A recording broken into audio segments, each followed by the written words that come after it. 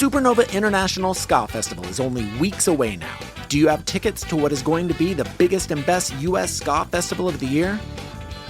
Look at this lineup. Tokyo Ska Paradise Orchestra, Fishbone, Bad Manners, Voodoo Glow Skulls, Bad Operation, Catbite, Out of Control Army, Rude Girl Review, Stranger Cole, Suicide Machines, and so many more. This is the best of the best.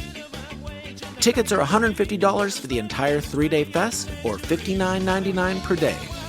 If you can't make it, but you want to catch the entire show, you can purchase a live stream of the entire festival for $39.99. Aaron and I will be hosting a second feed that is included in the package where we'll be chatting with folks at the festival, interviewing bands, and discussing the performance. Head on over to supernovaska.com to grab tickets. If you're an In Defense of Ska Patreon subscriber, you'll get a discount on the live stream package. And if you're not in the In Defense of Ska Patreon, what are you waiting for? For $5 a month, you'll be supporting your favorite podcast. See you at Supernova International Ska Festival on September 15th, 16th, and 17th. This is the Ska Festival of Ska Festivals. And now, on with the show.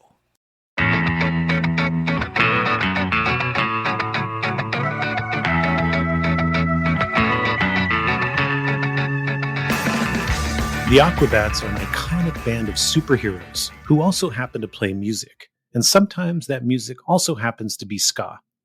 So today we bring on one of those superheroes, an entity known as EagleBones Falconhawk, or Ian Fowles when he's not being a superhero. We talk to Ian about his pre-Aquabats career, what it's like working on TV, and we get to the bottom of the big question. Does Ian like ska? A lot of people who like the Aquabats got into them just through their records. I came at it like totally backwards. Like for me, I was never into the Aquabats until I happened to see them live doing security at Slim's. Mm-hmm. And then I got it. And then I was like, oh, this is actually super sick. And then it had a second life for me watching my friends' kids get into them through the Aquabat Super Show. Yeah, I saw Aquabats in like 1995. It was similar to me. I wouldn't say I disliked Aquabats, but I wasn't like a hardcore fan. But I saw them play, and I had a similar sort of experience. Like, oh, I get these guys are fully committed to this. They are creating a world, and the music is just part of it. If you had an Aquabats name, it would be Meat Sandwich McGillicuddy. First thing I want to ask you about is something called fart sauna. What can you tell us about fart sauna? Yes, I can. Sure. It was what we almost named the band Death by Stereo. Oh.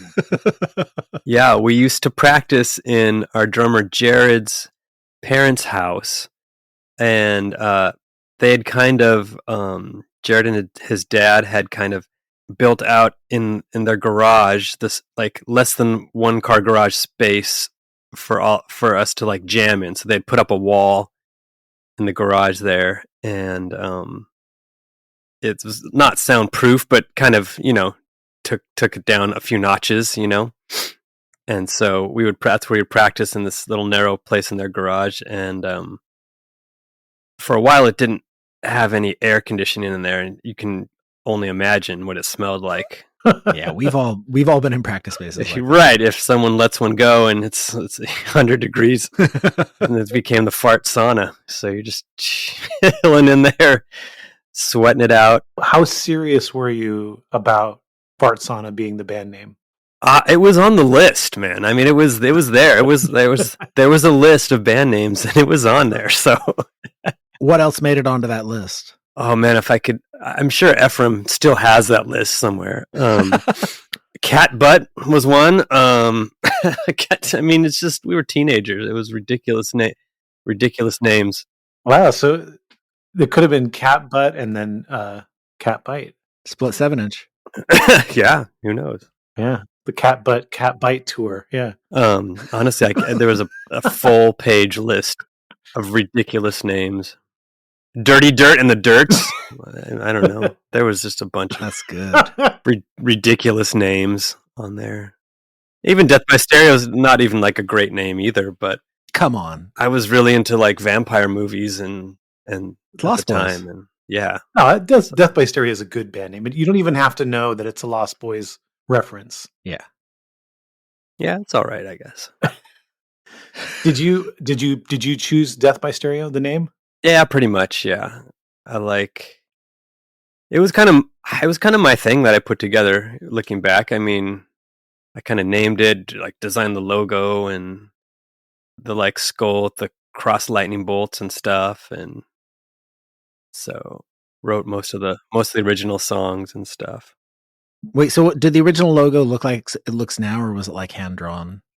Well, I had hand drawn it, but then Paul Miner, who had computer skills at the time, which not many people did, this is like 97-ish or something. He had taken. I had this 7-inch is the from the Goonies. It was that Cyndi Lauper song from the Goonies. Mm-hmm. I had that 7-inch, and he took the skull from the dot of the eye on the Goonies. Nice. And made that the skull for the skull and cross lightning bolts logo. So he found a way to like, back then it was like magic. Like, yeah, Paul knows about computers, man. He can like do layouts on computers. Like no one knew how to do that stuff back then, really. He had like done the re-release for AFI's Answer That and Stay Fashionable album on Nitro. He'd like done the full like layout, new layout for it and everything. We were just like all impressed that he could figure out how to do that. Back in the 90s, I had a friend who had an Apple, and he showed me everything that you can do in an Apple and had all this clip art. And he helped me make flyers for my band and stuff, and maybe even an album layout and stuff. And I thought it looked so cool at the time, but it's so funny now. Just random clip art, like just things that don't even make sense together, because you just like see all these things and you like want to put as many of them in as possible. Yeah. There was a definite at that time too, like overdoing of things, right? Sure. Yeah. Because now that you have access to the computers and stuff and the world of clip art and the internet and stuff, you kind of you overdo it a lot, I think. When like kind of bad. How much of the original material did you write? Most of the songs, I mean, it was 7-inch and demo tape and a few other songs, pretty much mine that I brought in, and we'd bring it in, and everyone would kind of have their 2 cents at it too. It was kind of born out of like the ashes of 3 other bands that we had been in high school. One was called the Decons that Jared Alexander, the drummer, and I were in, and then Kleenex, Cleanx, which was a band that Paul and Jim Miner had been in, and I had been in for a minute with them as well. And then this band Clint that Ephraim sang for. So, and those 3 bands, like we just played every weekend somewhere in Orange County, Coos Cafe mainly. But yeah, Public Storage before it became Chain Reaction, Showcase Theater, and then any backyard party we could get or anything. So, did you prefer the club shows or the backyard party shows? I loved all of it. I just loved playing. Yeah, it didn't matter to me. What was your rig at that time for a guitar? I had a Les Paul and a Marshall half stack. Wow, you're coming right out the gate with fire. Yeah, kind of. I got lucky, really, because okay. The Marshall, I'd picked up the head and the cabinet separately, really, really cheaply used. Mm-hmm. At the time, I didn't know what I had. Like the Marshall head was this 1977 JMP Master Volume 100-watt head. No, in the 90s, no one wanted the stuff from the 70s. Yeah, or even 60s, really.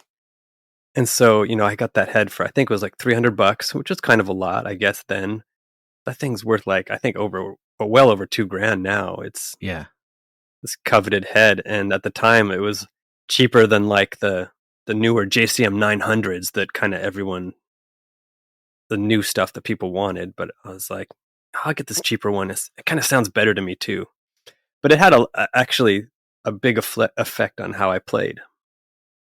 I think the gear you have really shapes how you play too. How so? Well, it was a master volume, so it didn't have channel switching, right? So I had to figure out how to go between clean and dirty sounds, right? So its main thing that it does really well is just that kind of heavy distortion sound. Mm-hmm. And that head I got actually had a gain mod in it, so it got more distortion than it should have had in the 70s. Someone had modded it along the way. Just sounds incredible. It sounds so good. But so I had to learn how to use my like pickup selector switch on my guitar and like turn down the neck pickup volume. So when I'd switch there, it'd be a little quieter, but also cleaner, right? My clean sound was never super duper clean, and I didn't use it all that much. But instead of like using a bass clean sound and then hitting a distortion pedal to go to distortion, my main sound was distortion, and I'd flip my pickup switch to go to cleanish. Mm-hmm. So I didn't really use pedals back then. It was just I don't even know if I had a tuner pedal. Yeah. Most people didn't. I didn't think I had any pedals. Did you just have the little Boss tuner that you'd have to? I didn't even have a Boss tuner until just had to tune by ear. No, I had this crappy little like Radio Shack tuner I would plug into and tune before the set. You know, it was like a little battery powered right unit that I would plug into, and like I tune it before we went on, and then just like plug in and hope it stayed in tune. And if not, just kind of tune it by ear if I heard something that didn't sound quite in tune. So did everybody else have decent gear, or what was everybody else rocking? Yeah, because even though like we were like kind of teenagers, we had all been playing for a little while, and we wanted to like sound really pro and play with other pros and like go for it, you know? So yeah. Paul had like a Carvin bass amp rig at the time, which they were kind of like a local-ish, you know, company that he had the Carvin. And Paul and Jim Miner, they had a PA. They were like the only guys around who had a PA. So like everyone knew the Miner brothers because if you wanted to play a party, you needed to borrow their PA. Yeah. They were the guys with the Carvin PA. And then Jim had a Marshall half stack as well. I think he had a Carvin half stack. Eventually a Marshall one, maybe. Mm-hmm. But you guys are just coming out the gates blazing, like no combo amps, just going straight to half stacks. Yeah, makes a big difference. Yeah. What were the other bands? During the three bands that predated Death by Stereo and the beginning of Death by Stereo. Like, who were the peer bands that you were in the scene with? Yeah, that is a good question. In the 90s, it would be like we'd play with, let's see, there'd be this band called Stymie. There was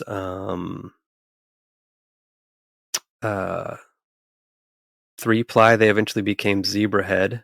There was and dudes from Lit. I remember Death by Stereo early on. We played with Lit once in like a dive bar. This is not when they were called Razzle? No, I think this is right when they were called Lit.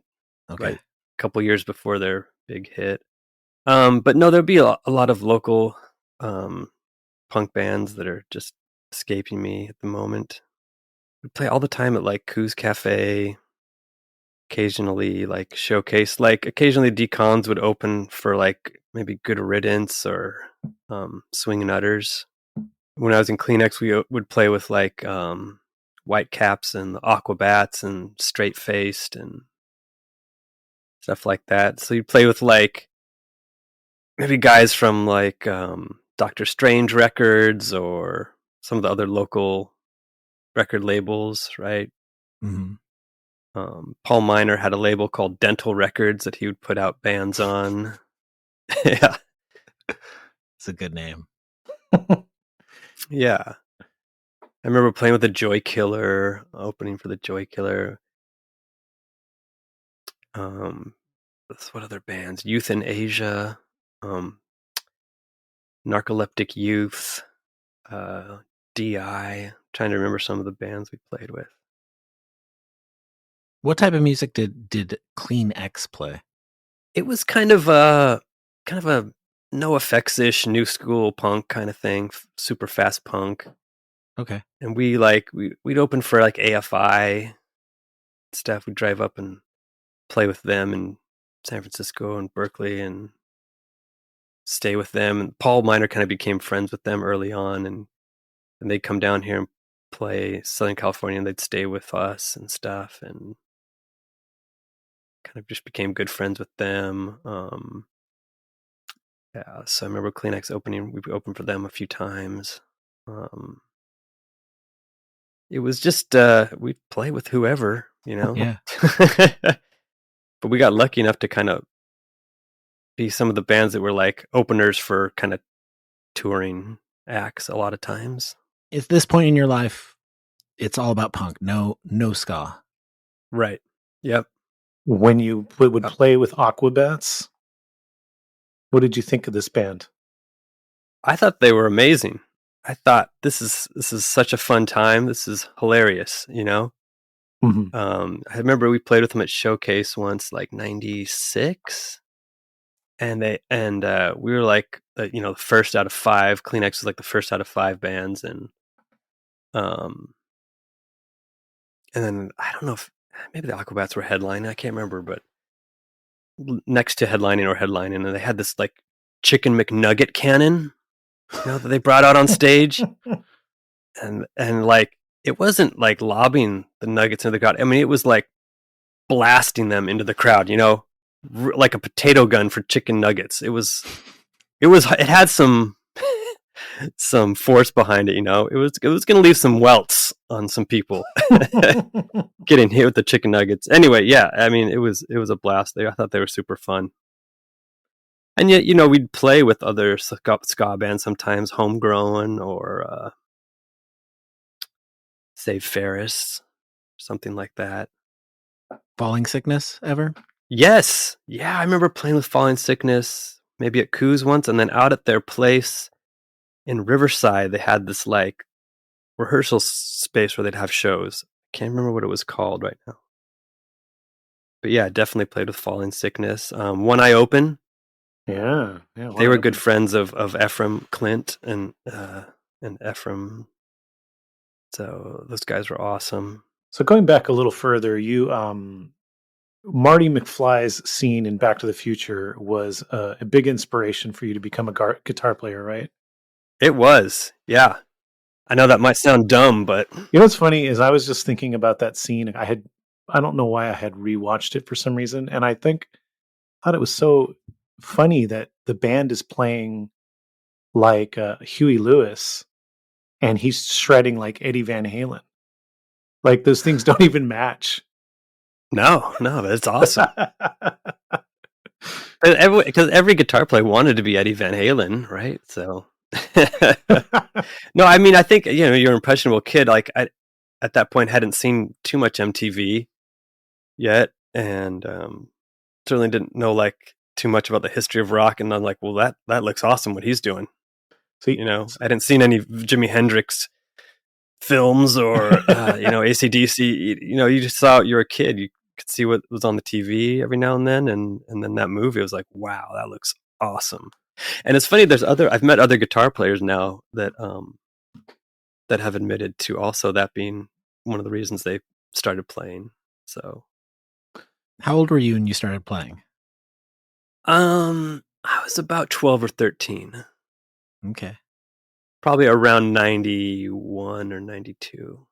And before you started playing, you would grab an umbrella or a tennis racket and just go crazy, right? Pretending you were playing guitar. You guys have done some research, yes.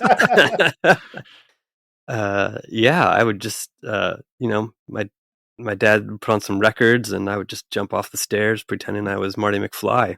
Hell yeah. Not realizing he was pretending he was Angus Young or Eddie Van Halen or whatever, right? What kind of records would your dad put on that you would play along to? The Cars, Huey Lewis for sure. Also like Zeppelin and the Doors, the Beatles. Did you have a favorite? Was a racket or an umbrella? What was the best item to pretend to play guitar to? Yeah, tennis racket's pretty good. Yeah, because you can strum it. Exactly. Yeah, it's got a little more girth than just a umbrella. I guess yeah, if you need something, you can grab an umbrella, but it's not preferable. Yeah. But I wanted. I mean, I wanted to play guitar right away after seeing that movie. I was like, like 7 or 8 or something. But I didn't actually start till I was about 12. My parents were like, "Oh, you're into music? Okay, well, here, learn an instrument at school," and all they have were like jazz or classical type band instruments, right? So I'm looking like, what's the most rock and roll instrument I can play? Saxophone, I guess. Huey Lewis has a saxophone, right? Or Yep. the 80s, the rock sax was big. So I was like, okay, I want to play saxophone. Like, then the school's like, well, you can't just play saxophone. You have to play clarinet first. I was like, okay, fine, whatever. So I played the clarinet, and I didn't do so hot at that. So I'm like, all right, what about a stringed instrument? That's closer to guitar. What about the stand-up bass? They're like, no, you have to play cello first before you play the stand-up bass. I was like, fine, I'll play the cello. And that only lasted a few months as well. So, and then eventually, I guess I just pestered my parents enough, and my grandma bought me like a $50, classical acoustic guitar, and it was all over. When did you discover punk rock? That is not right away, because I didn't feel like punk rock. You had to kind of have someone show it to you, because it wasn't really on MTV. It wasn't. I didn't have any older siblings or anything. When I first started playing guitar, I was all about metal, pretty much. That was big at the time. Grunge also too. There was a ton of like guitar music that was really big around the time I started playing guitar. I was just thinking about that the other day. You had albums like Nirvana's Nevermind and Smashing Pumpkins, Siamese Dream, and then Guns N' Roses, Use Your Illusions, and the Metallica's Black Album. There's tons of huge guitar albums right around the time I started playing. But like the punk thing, I didn't really know about right until high school. So when I was in high school, I think it was really my good friend Steve Albertelli who he played me Pennywise. I was like, whoa, what is this? This is awesome. It's like way heavier and way faster. And he's like, yeah, let me show you some other stuff. So it was probably him. And after that, I started doing my own research too, So I would just go and buy tapes of whatever albums I could find that looked cool, Yeah. And I bought a Ramones tape that I was like, I'd never heard them, but it looked really cool. And I'd seen the shirts. I'm like, wow, the shirts look really cool. I'm going to take a chance. And it was Ramones Mania, kind of the best of. And I was hooked. I loved it so much. What led you to shows? Were you cued into where the shows were happening by friends? Yeah, it was probably like older friends who could drive, could take me with them. Some similar friends. Some of my first shows were at the Showcase Theater in Corona, and then like the Ice House in Fullerton, like Guttermouth and Face to Face. I remember being one of my first shows at the Ice House in Fullerton, and I think I went with Paul and Jim Miner, and it was like, I'm like, wow, I love this even more now. Because I was pushed my way to the front. I'm like a pretty scrawny, like 14-year-old or so, just getting like, demolished the whole time with stage divers and just getting destroyed and punished by the crowd and just loving every second of it. Yeah. Getting spit all over me during Guttermouth set and everything. I don't know. I just loved it. The chaos, the energy, Yeah, it's something about hearing the way the drums and guitars and stuff sound in that club environment when all you've heard before was this music on your tapes? Yeah, for sure. It's so loud. It's just knocks you over, I loved it.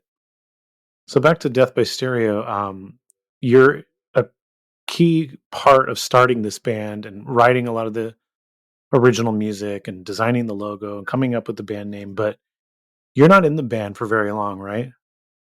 No, no, not really. Yeah, it was maybe 2 years max, maybe. Is the reason you left the band to go on your Mormon mission? That's right. Yep. Wow. And where did you end up going on a mission? I went to Columbus, Ohio. All the places in the world you could have gone on a mission to. Right. I had friends heading out to like Japan and South America and Russia and all these places. It's like Ohio. I'm like, all right, let's go.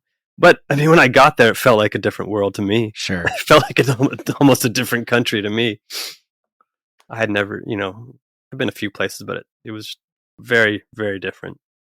On your mission, how good were you about not listening to secular music? I didn't really. The only thing I did listen to is when Death by Stereo put out that first full length. Jared sent me a copy of it, and I listened to that because I wanted to hear it, how it turned out. Yeah. Because a lot of those were my songs, kind of, Sure. So yeah. What percentage of that record were your songs? I'd say probably 75% at least, around there. Wow. It's got to be a weird feeling. Yeah, it was very weird, man. It was actually, and at the time, like, kind of a very hard decision to make. When you're like so wrapped up in like that, the band thing was like everything to me. That's all I wanted to do, and so focused, and all my energy went into it, and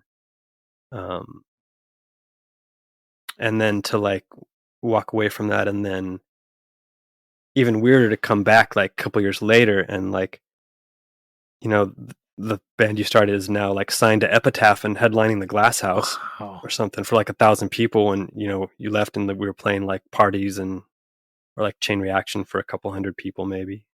Yeah. So it was like in a blink of an eye, I didn't see anything in between. Right. I just leave when it's this thing, I come back and it's this thing. It's like, whoa, this is bizarre. Right. Well, and for those who don't know, a mission is 2 years. Right. So, I mean, you're gone for a 2-year period, and to you, it kind of doesn't feel like right. And it's basically disconnecting completely from your home life, where you just focus on what you're doing out there. And if you're contacting home, how are you doing it? Just letters. Yeah.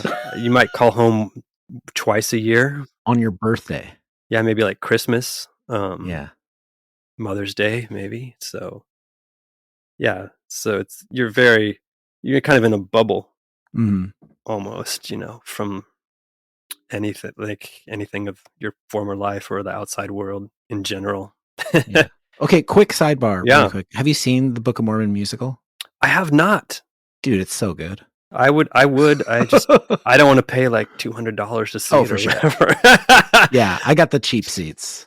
It was like slightly obstructed view for like $80. Yeah, it was rad though. Oh, I guess it's probably on. There's probably a video version I could see of it now. Yeah, they got so many like just little set dressing things. They got so right. It really made me happy. And Adam, so tell us about your mission. How did that go? I didn't go on one. My brother did. I went the other route. I joined a band. And my band didn't get signed to Epitaph. I mean, I guess it did kind of feel kind of cool that like songs I wrote helped them get signed to Epitaph. Heck yeah, that's awesome. It doesn't get kind of better than that, at least for me. Yeah, is all the bands I grew up listening to, Rancid and Pennywise and NoFX and all that, Bad Religion, of course, and all that stuff. Like, so I felt kind of good. Like, hey, maybe a little of my songs might have helped them get signed to that. Definitely. Do you think that if you had stayed in the band and the same thing happened, signed to Epitaph, do you think that you would have just stayed in that band indefinitely? Wow, that's a great question. Maybe. Mm-hmm. Maybe. I don't know. I mean, because when you're that age, I mean, getting signed to Epitaph and drawing 1,000 people kind of seems like, as far as you're thinking, you're not thinking about playing arenas or anything. Yeah, no. Yeah, I mean, I might have. Yeah, I don't know. It's hard to say. Well, because basically, I think like all of the original members left eventually, except for Ephraim, right? Sure. So I don't know. Maybe it's like, isn't there that analogy of like in ancient Greece, it's like this boat, right? That it goes out on the sea and then it starts breaking, so they start replacing the planks, and then they need to replace the mast, and then they replace the wheel. And at what point is it still that same ship if all the parts have been replaced? So yeah, I don't know. But here's the thing: is that we're all still like really good friends, all the original members. And about 10 years ago, we wrote a whole nother album, basically. Really? That we still haven't released because we just haven't finished it completely. It's like probably 75% done. Just need to finish a few tracks and some vocals, and it's done. And so we're like, this is rad. It's all the original members. It sounds like basically part 2 to that first album. And then we're like, what do we call ourselves if we release it? Because there's still a Death by Stereo that's not us out there. Mm-hmm. So we're brainstorming on that, but I mean, I hope it eventually gets out. It's really good. I have a suggestion. Fart sauna. It's on the table. It is actually on the table, as is the real Death by Stereo. The real Death by Stereo. Like the real Ghostbusters. Did you guys ever see? Yeah. Cut to 2006 is when you join Aquabats. Yeah. What I know, your mission is from like, I assume about 98 to 2000. Yeah. What's happening from like 2000 to 2006? Are you playing music at this point?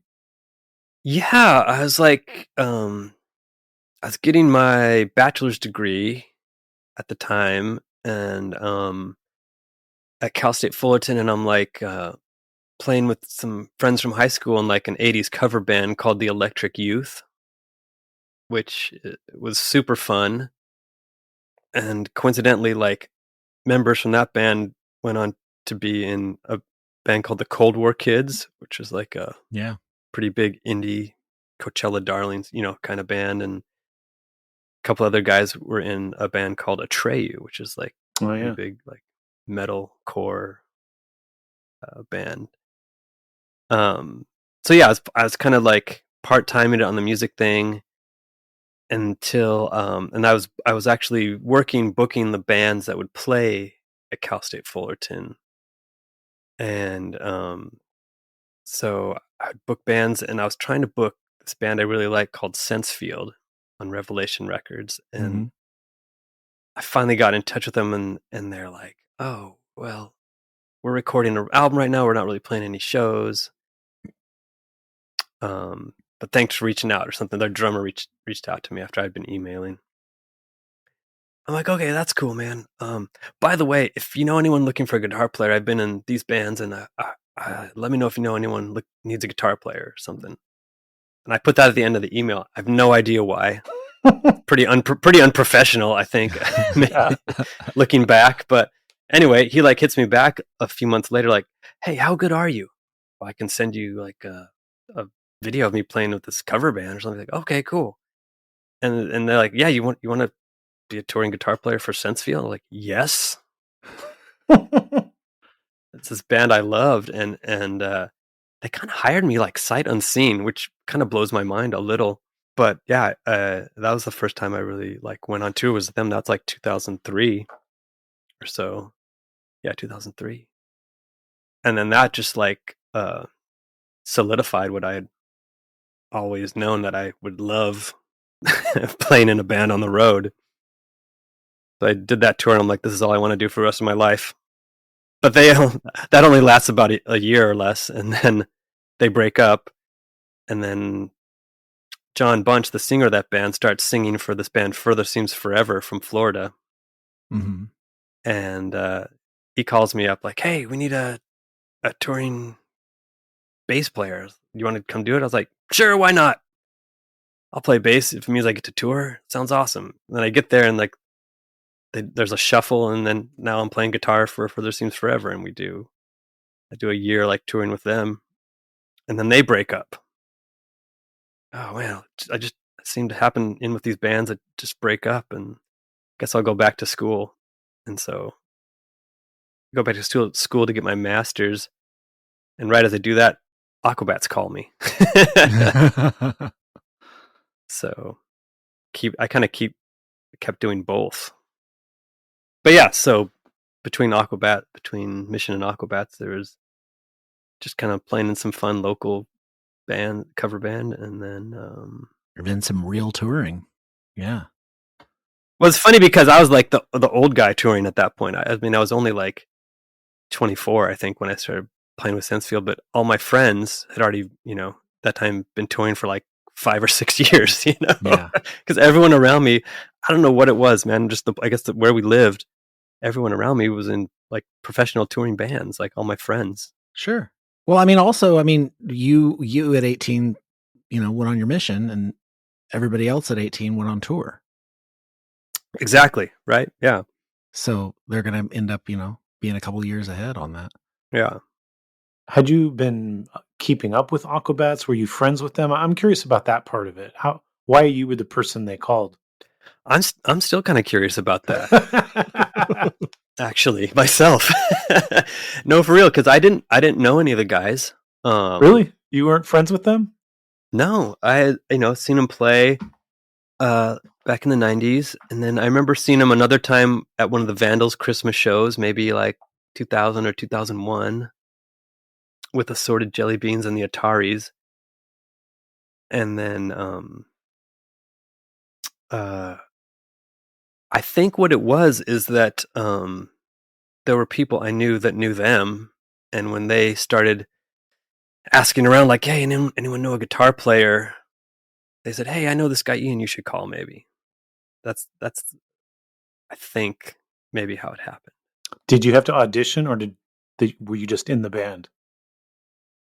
Yeah, so yeah, I guess it was an audition. I came down and jammed with just Ricky the drummer and Chad the bassist. And I learned like half of they had put out a new CD called Charge in like 2005. I learned like the first half of that CD and came down and just played with them. And then, like a couple nights later, came down and played again with the whole band. And then they're like, hey, we're filming this pilot for this TV show called Yo Gabba Gabba. Come down to the set where we're filming this pilot in Long Beach. I'm like, okay. And then that's when they're like, yeah, we want you to be in the band, like full-time member. All right, let's do it. The Aquabats tour with Rancid on one of the first tours you did? We did, yeah, like maybe the first year I was in the band. Yeah. We did like a short stint with them for a couple weeks. It was awesome. I love Rancid. They're one of my favorite all-time bands. So what was that like, going from, being a fan of them as a younger kid to touring with them? I mean, it was amazing. I'm just, sitting on the side of the stage every night watching the whole set, just taking videos and stuff, and just like, I don't know, loving it. It was like the last tour they did with Brett Reed, the original drummer. Mm-hmm. Yeah, it was super cool. No, I was brushing up on my Aquabats history, and as I understand it, the Aquabats had kind of suffered a little bit of a lull in the 2000s after sort of the 90s ska boom, and then they kind of went a different direction musically. But by maybe about 2004, 2005, they were picking back up because they had stopped touring, and then they started touring pretty hard, and then their guitarist quit because he couldn't tour like that anymore, which is then you come into the picture. What was the state of the Aquabats as as you can remember when you joined? I think all that you said was pretty correct. It's like a kind of a rebuilding era, maybe. Yeah. A little bit. So yeah, we did a lot of touring, and I think that album Charged just kind of reinvigorated them. That was like 2005, kind of like a comeback album almost, you know. And there was like kind of renewed interest in the band. It had been, yeah, like you said, like almost a decade since like the ska boom in the 90s, right? Yeah. So it come back around a little bit, I think. Interesting. So I'm curious too what your experience like was being an Aquabat. Specifically, I want to know what your experiences were like with the fans, because this is a pretty passionate fan base from what I can tell. Absolutely. Yeah. Crowds, people come dressed in sometimes sort of generic Aquabats gear, sometimes very specific, with very specific references in them. Yeah. Yes, all of that is true. It's a very, very intense fan base, I think. Yeah, and I'd never seen anything like it at the time. Mm-hmm. It's pretty amazing, actually. And I think there's almost like a type of person who's drawn to the Aquabats, like almost like the comic book collector kind of vibe or mentality too, of like they want to collect all the costumes and all the action figures or whatever kind of thing, you know? Yeah. But they go hard, they go all in, you know? It's pretty awesome though. Do audience members ever come dressed as you to shows? I don't know if it's like me specifically necessarily, but yeah, as just as Aquabats, yes. Yeah. How many different iterations are there of the Aquabats uniform? Or do you even know? Well, I know in the early years they would switch it up every night. Mm-hmm. They had so many different. So the tops are like a surfing rash guard, right? Yeah. And one of the guys who was in the band, Boyd, their trumpet player, his brother owned a wetsuit company, so he had access to all the different colors of rash guards there were, right? So they had I guess, just suitcases full of them, and it's like, okay, tonight's yellow, tonight's pink, tonight's American flag. Tonight, they would switch it off, and with different board shorts and rash guards every night, sometimes on tour. But it seems like the big ones are kind of like every album cover, there'd be like a different color rash guard. Mm-hmm. The first ones were like these hooded green ones, like neon green hooded ones, and then the Fury of the Aquabats, they're kind of big one that was like black rash guards. And then the next album was yellow, I think.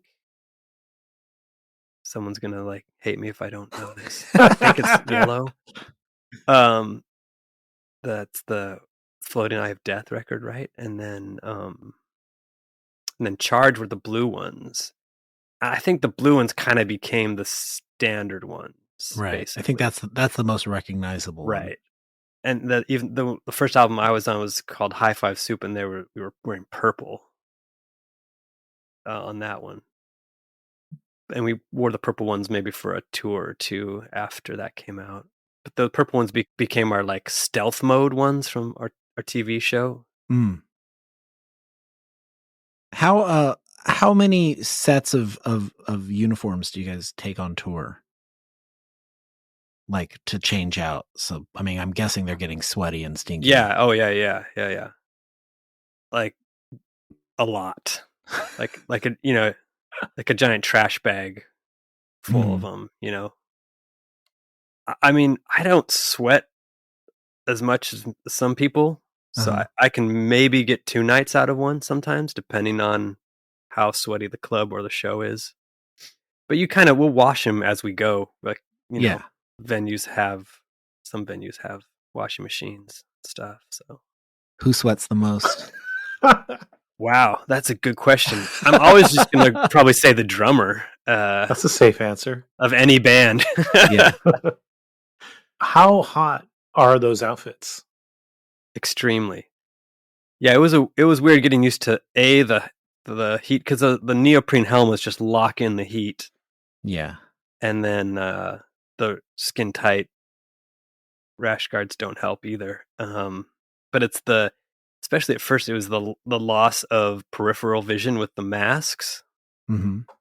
that was the craziest part, because had never practiced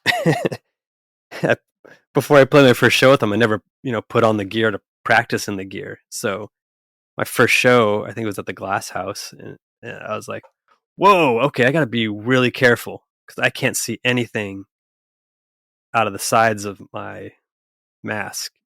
And the Aquabats are a pretty active band on stage too. Yeah. So you gotta kind of use your spidey sense, see who's around you, feel who's around you. Have you ever had any catastrophic biffs on stage? Knock on wood, not really catastrophic. Minor? Yeah, occasional bump, But when we got the TV show, we kind of made more, cut out the eyes in the masks so we could see a little better, and so that people could see our faces a little better on camera. And so those newer masks are way better. Nice. Yeah. I want to ask a little bit about people that have joined you on stage, famous people that have joined the Aquabats on stage. Okay, sure. I know Weird Al has joined you on stage before, right? Yes, that was really cool. Jack Black? I don't think Jack Black has been on stage with us. Okay, I know he's done Yo Gabba Gabba and stuff, and I've seen pictures of him in the outfit, so he hasn't joined you on stage. He did a thing for our Kickstarter. He filmed a video for our Kickstarter where, he was in the costume, but he hasn't been on stage with us that I know of. Anyone else has joined you on stage? Yeah, a couple times in Boston, we've had Greg Hawkes, the keyboard player of the Cars, come out with us. Oh yeah, play with us. Yeah, one time he came out and we played "Just What I Needed," which is my favorite song of all time. I mean, it's a great song. And he brought the keyboard that he used on the record. Oh man. He brought it to the club and played that part on that keyboard. It was one of the coolest things that's ever happened to me on stage. Play a Car song with the keyboard player of the Cars. He's really cool. He ever since I joined the band, he was always at our shows in Boston just to hang out and see us. He was like a fan. And his kids were fans too and stuff. So it was really cool. Did you get him in the rash guard? I don't know. We've had him in masks, I think, and helmets. I don't know if we've ever gotten him in a rash guard. That's enough. The mask and the helmet. Yeah, and another time he came out and he did. He plays ukulele too. He came and played a Car song on the ukulele. Which Car song did he play on ukulele? You Might Think. Oh, nice. Yeah. So that was pretty cool in Boston, so the crowd's just loving it, losing their minds. Yeah. But no, we've been really lucky. We've had a lot of friends join us here and there on stage. What's the Weird Al story? I've seen some footage. I don't know if that was the only time. I think that was the only time we played this the show at the El Rey in LA. I think it was 2018. It was basically the last day of a Kickstarter campaign we were doing. And so it was all of it was leading up to this final this show, right? For a month-long Kickstarter campaign. We really releasing videos about all these bad guys coming after us, and that show at the El Rey was they were all there in person then after you'd watch the videos, and they were all there in person fighting us and stuff, and then we had a bunch of people come out that show. That was where Weird Al came out, and then we had this crazy all-star jam on the Motorhead version of the David Bowie song Heroes. And we had Steve Jones from the Sex Pistols on guitar, and CJ Ramone came out, and Jesse from Eagles of Death Metal, and we had Lieutenant Dangle from Reno 911 out there. Buddy Kevin Preston, who plays in Green Day. Gosh, I know I'm missing people. Paul Frank, he came out there. This is like an all-star jam. It's pretty awesome. Puddles Pity Party. I don't know if you guys have heard of Puddles. Oh yeah, The clown. The clown, yeah. the sad clown. Right, yeah. Who has this incredible voice. What did Puddles do at your show? We did a cover song with him. We did "Where's My Mind" by the Pixies, and then he came out for that all-star jam on Heroes. Oh. So Jack Black hasn't done a show with you, but he's a fan and he's a friend. Yeah, he definitely knows of us, and he's like when we were doing Yo Gabba Gabba season 2, he approached us like, "Hey, can I be on your show? My kids like it." We're like, "Of course." And so he thought he was just going to be a guest, and we ended up building a whole episode around him. And it was actually super cool because he didn't ask for like that much money. He drove himself, like things that like other guests who've been on there didn't do. It was really cool. He's at the time, like, Tropic Thunder, I think was the movie. He was on billboards outside LA, and he came to be on our little show, and it was pretty rad. We heard in a bonus episode re-recorded. I won't say what I won't name the person who said this, but they said that on the week that you filmed the with Jack Black, that he was constantly like procuring food that everyone was offering him for other people on the crew. Like, hey, you want a sandwich? And then he would he was making sure everyone on the crew would be getting food. He would go, "You know what sounds good right now? In-N-Out Burger." And then, we'll send a PA and go get, do you guys want some In-N-Out Burger too? That's pretty close, because I definitely did go and get him McDonald's Happy Meals to put in his trailer that day. So yeah, that is very accurate. Incredible. It was funny too at the time, because I don't think the Aquabats were necessarily on his radar, but like we had filmed this pilot episode for our TV show, and I had a DVD of it, and I put it like under the Happy Meal in his trailer, like hoping that like, he'll see this and maybe check this out. So your Aquabat character is EagleBones Falconhawk. That's right. Tell us the story of you're hired in the band, and now a character has to be built. So what is that process like? It's just basically like the long drives in the van. You're just throwing out names, Mm-hmm. and seeing what sticks. So there was just everyone in the band was like, "How about this? No. How about this? No." The next day, like, "How about this? No. How about this? No." And then someone said Bones, and I was like, "Yeah, that's pretty cool." And I love the Bones Brigade, and Bones just sound, kind of sounds cool. Anyway, it's a good like nickname, and I was super skinny then, and then someone said EagleBones. I was like, and then Chad perked up and was like, "Yeah, I like EagleBones." And then it's like the longer the tour went on, the more like Birds of Prey just kept getting attached to that name. EagleBones Falcon, yeah, EagleBones Falconhawk. That's to my recollection, it was just on tour, people just throwing stuff out there. Wait, backing up slightly. Do you remember any of the names that didn't make it? I remember one. Yeah. Winnebago Johnson. Man, I'm glad you didn't land on that one. That's crazy. All the names seem to kind of fit each guy too pretty well. Mm-hmm. Yeah. Well, I mean, your last name has a bird quality to it. I'm sure that's probably what sparked right. Yeah. your name. You're skinny, bones. So it fits. Yeah.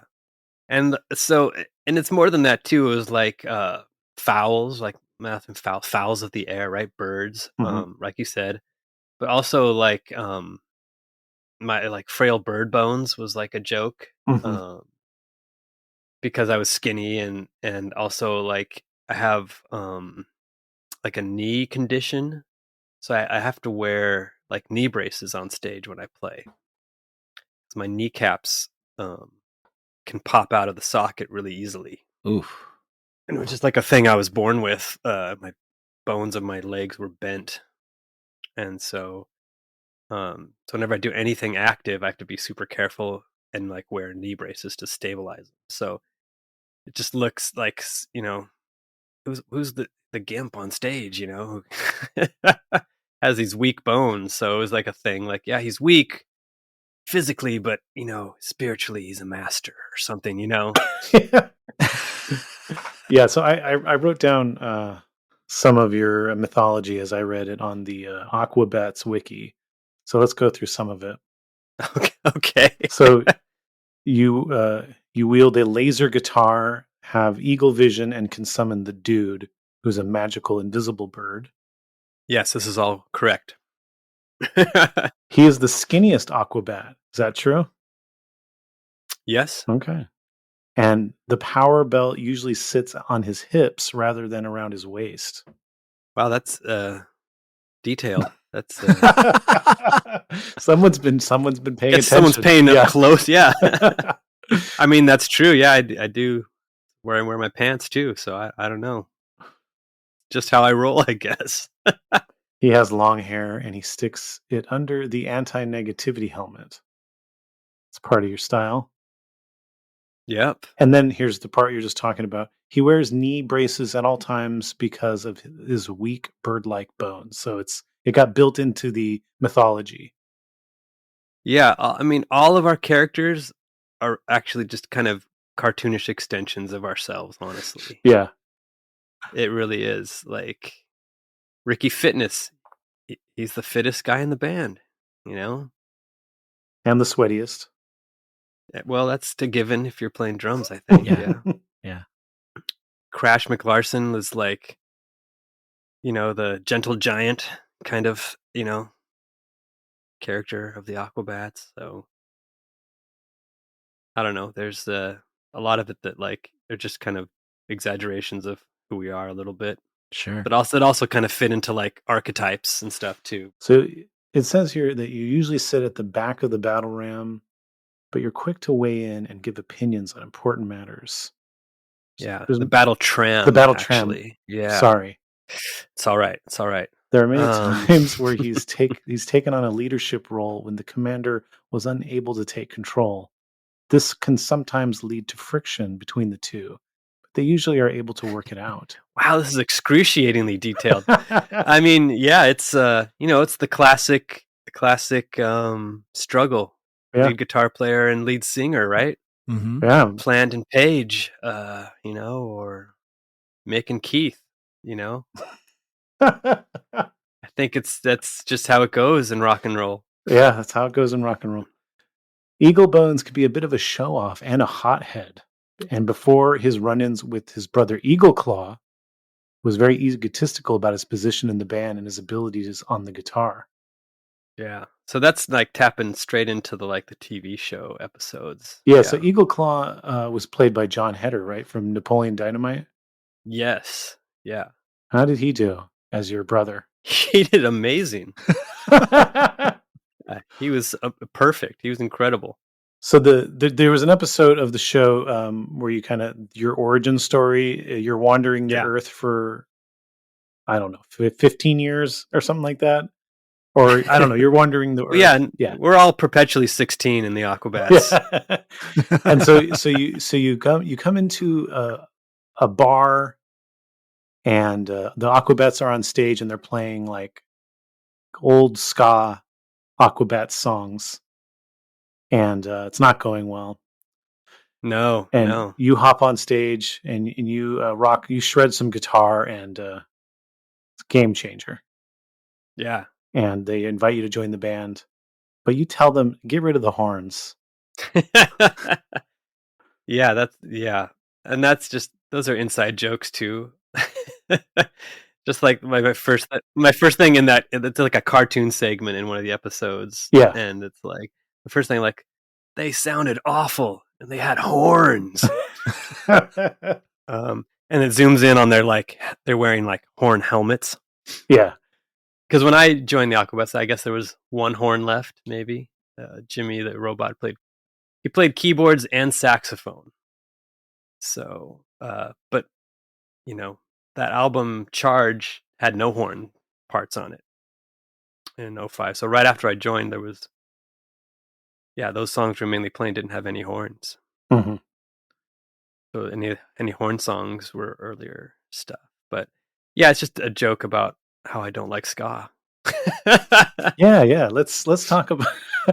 I watched that, and I had that information. You already told me that, and I was like, "Oh, this is a joke. This has to be a joke about you being the guy in the band not into ska." Yeah, that's true. It is. But it's also like kind of, again, exaggerations of true stuff. Mm-hmm. Me wandering the earth, the gun for hire, like outlaw guitar player kind of thing in that cartoon. It's like, yeah, I'm just, before the Aquabats, I kind of was just the dude hopping from band to band. Yeah. And then come in and act like I like I own the place, maybe a little, and but lose the horns. And I think I also say, like, yeah, if we ever make any money or get famous, then I'm out. So good thing neither of those things happens. Otherwise, I'd have to be out. Oh, wait. So let me just interject here really quick, since we're on the topic of the Aquabats show. My kids never got into it, but one of their good friends, who's now 11 years old, has been an Aquabats fan since he was a kid, Coop. And so I asked him earlier today, I was like, EagleBones is his favorite Aquabat. And so I asked him, like, what question do you want me to ask? And so he wanted to know, what is your favorite episode of the show? My favorite episode, I think, is the Floating Eye of Death from season 1. Okay. What happens in that episode? We play a show. We're on a drive to the next town, and we stop at like a truck stop for the night. And then Crash goes in, or we read Crash a bedtime story, right? And accidentally summon the Floating Eye of Death by saying his name backwards 3 times. Crash goes out to get some snacks in the middle of the night, and it appears and starts turning people into zombies with its stare. And then it's us trying to save the cashier of the gas station and defeat the Floating Eye of Death. Mm-hmm. And it was just a super fun one to film, as well as I think just a super fun episode. Yeah. Were any of the episodes a pain to film? Yeah, all of them. No, it got easier second season, but the first season was hard. Yeah.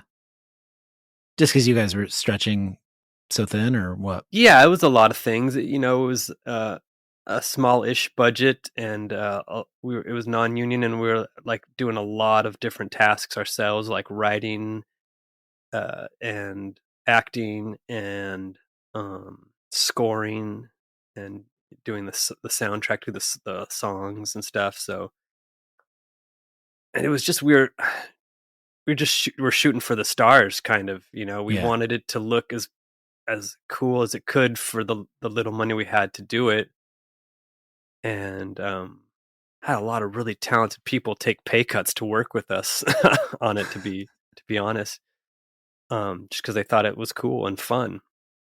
But yeah, there were long days where you'd shoot sun up to sundown, and then go back to the office and work on music for a few more hours and stuff. Mm-hmm. It was 15-hour days, sometimes 7 days a week, and it was just a lot. And usually it always ended up with the Aquabats laying in the dirt getting beat by some monster. So getting goop on us or getting thrashed by some monster. It was our joke. Like it's not an episode until Aquabats are laying in the dirt. I'm not going to say I didn't enjoy it because I did, but it was a little difficult. Oh, for sure. I mean, yeah, getting goop poured all over you and laying in the dirt and getting smashed by a monster. As fun as it might, be in the moment, it's still work. Yeah. And I'm not complaining, but it was hard. The first season, I think the second season, things got a little more streamlined. We understood better how to make the show and what it was. And we shot in Utah where we got a tax break. So it was cheaper to make it. And so we had a little more money to hire more people and stuff it was just more streamlined. So, yeah. So back to this whole you don't like ska thing. Okay. Let's do it. When I invited you on the show, you warned me. That's the part I think is funny. You had to warn me.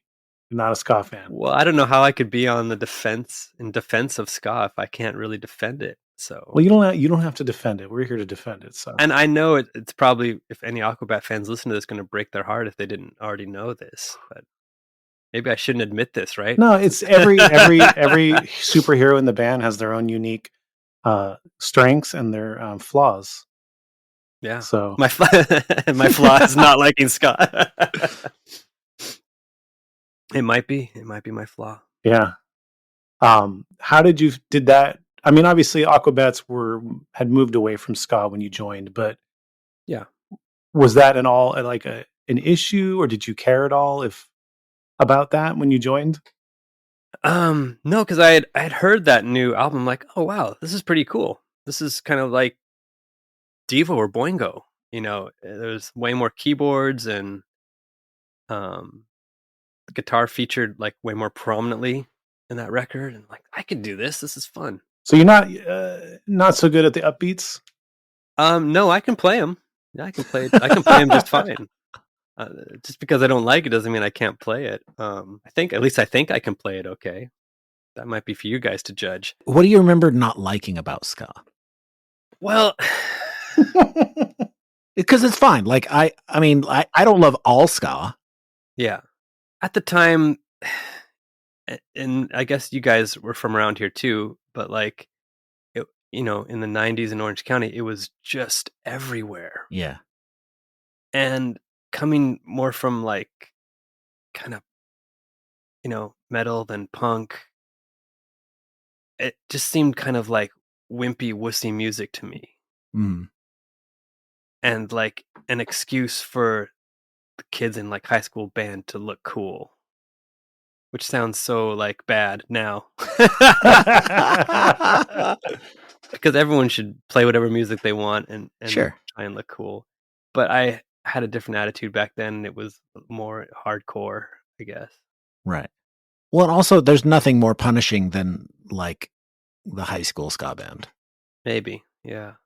I mean, it's definitely an important time for people, but it's also can be pretty brutal. Well, if you'd listen to a band like that, and then the next band that comes up is like a hardcore band, it just had way more impact on me than ska did, and I don't know why. Maybe it's the angsty teenager thing or something. I don't know. And you can be kind of a not great hardcore band and sound pretty good. If you're a not good ska band, you're going to sound real bad. Straight up. Yeah. I remember the first ska band I ever saw, and I was like impressed because I had never seen horns, and they were pretty good. Mm-hmm. What was the band? They're called Lone Raspberry. I don't know Lone Raspberry. No, never heard that name. Out of Orange County. Yeah. I was like, wow, I've never heard this kind of music before. This is actually kind of cool.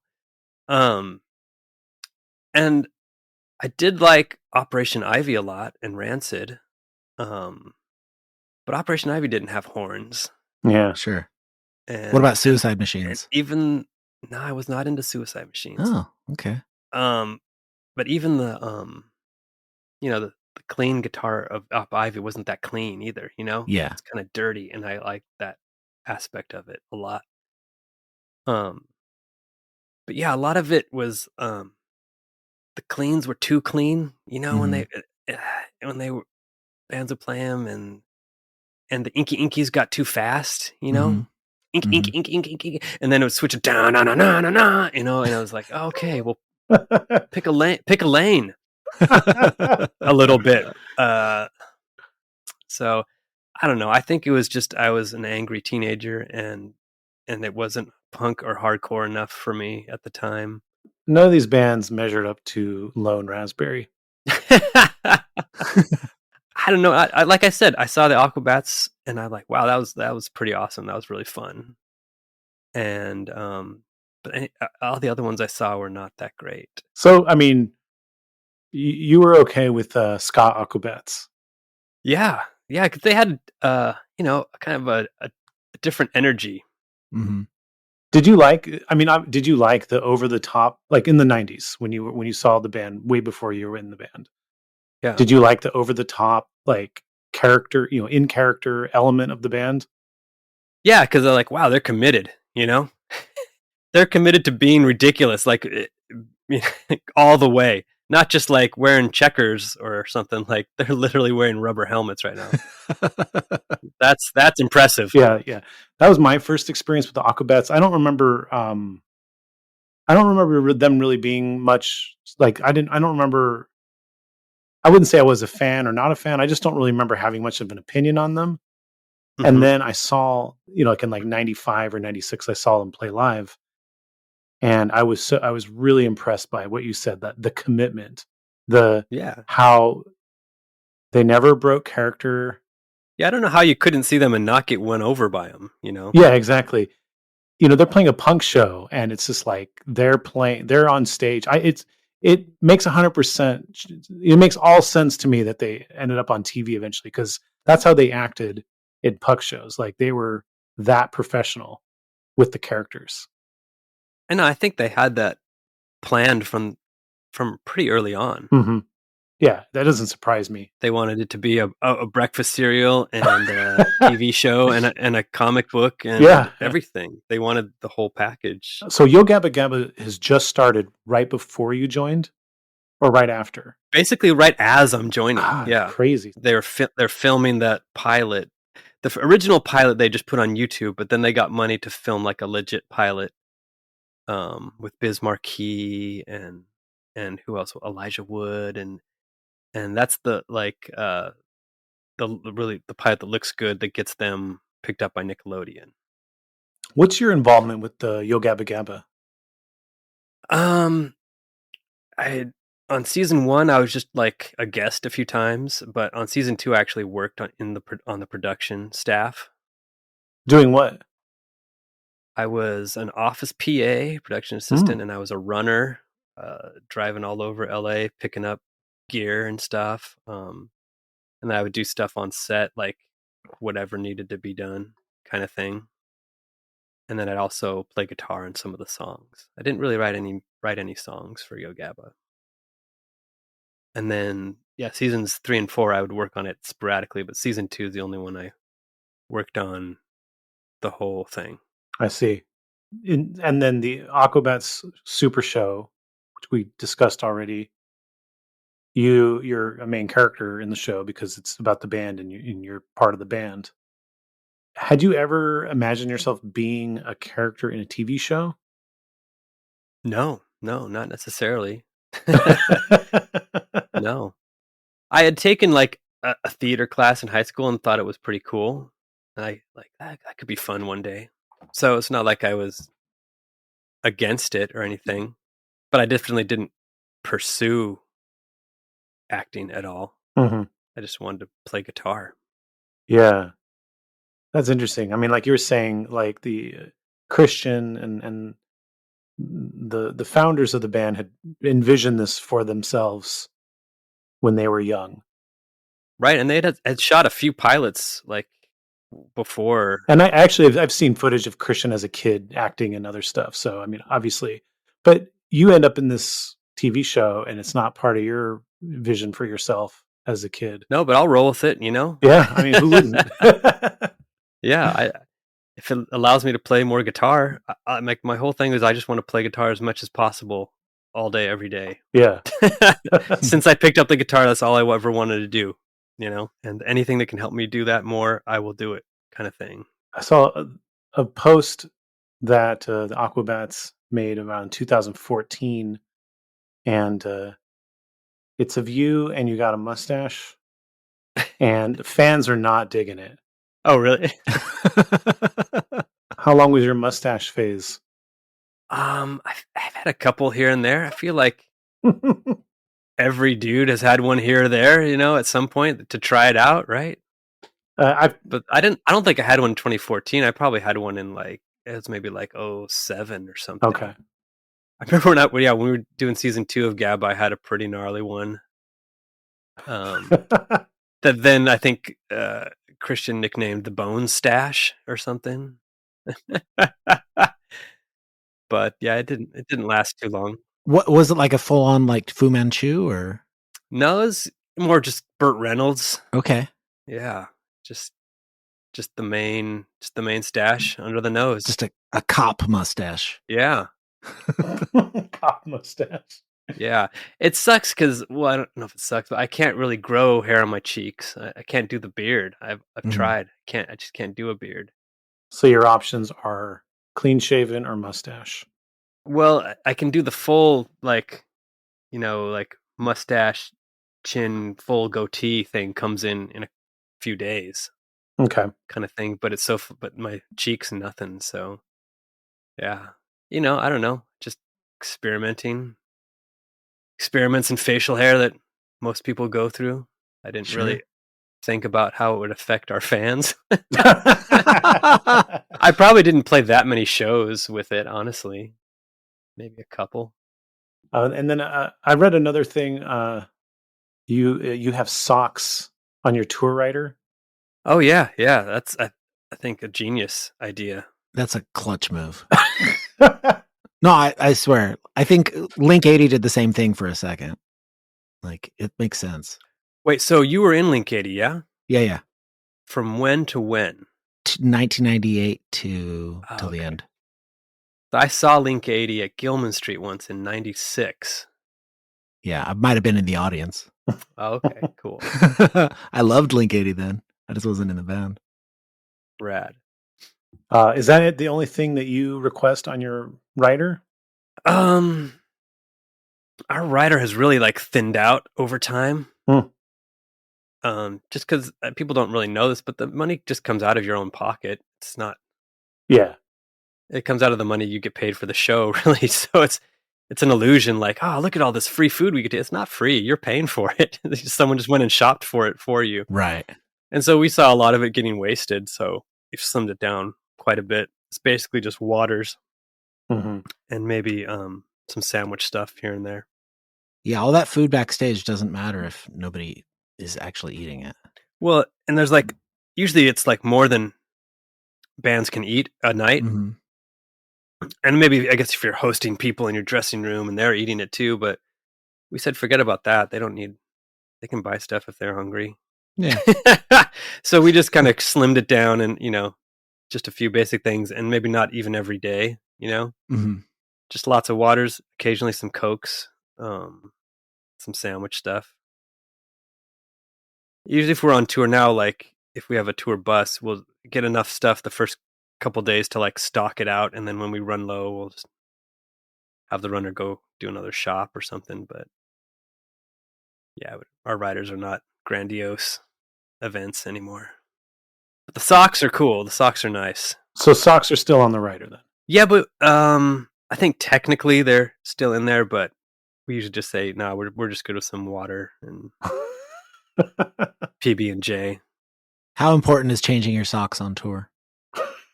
Oh, that's pretty clutch, It's it's like the movie Forrest Gump, It's like Vietnam.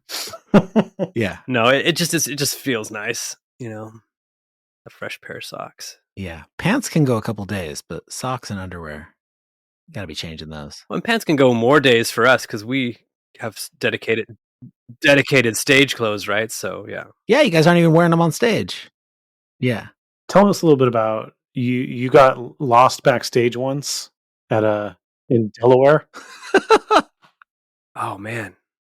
Yeah, that was a full-on Spinal Tap moment. Yeah, like a straight up Hello Cleveland moment. Yeah, that was was that Delaware? Yeah, it was at an indoor amusement park type place. Oh yeah, that was before the Aquabats. I think. Okay. I think that was in a different band. Yeah, I can't remember. Big Kahunas, was that what it was called? It was this wild place that just like wrapped around forever, and there's between the backstage and the stage like a quarter mile. No, it wasn't that much, but it was huge, a few hundred yards, like and through like turning corridors and passageways, and I think multiple buildings, if I remember right, and at some point like you lost where the signs were, towards the stage, and yeah, it was one of my worst Spinal Tap moments. Someone had to come get me, come find me.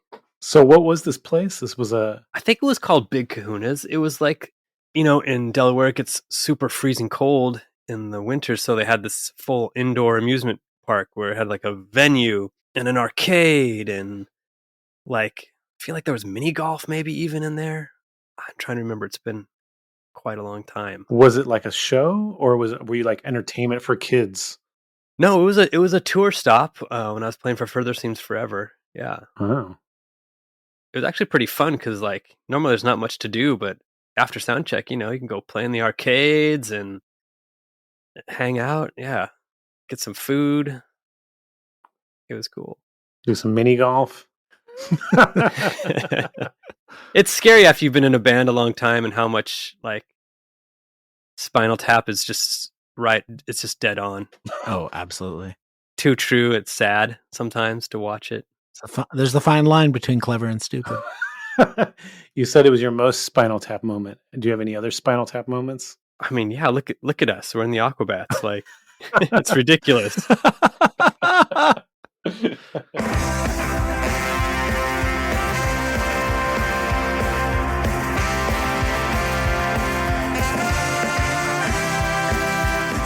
Don't go anywhere. If you want to hear the rest of this conversation, head over to our Patreon. Thank you for listening to In Defense of Ska. Please rate and review this podcast and tell a friend. Follow us on Twitter, Instagram, and TikTok at In Defense of Ska. Pick up Aaron's book, In Defense of Ska, at your local bookstore or online. This podcast is edited by Chris Reeves of Ska Punk International.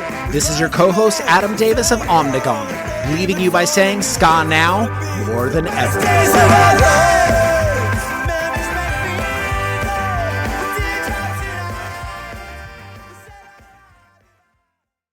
Yeah. How was that episode for you, Aaron? How was that episode? I enjoyed it. Had a good time. Was it super rad, though? Yeah, it was super rad. Sick. Okay. Well, that's on brand.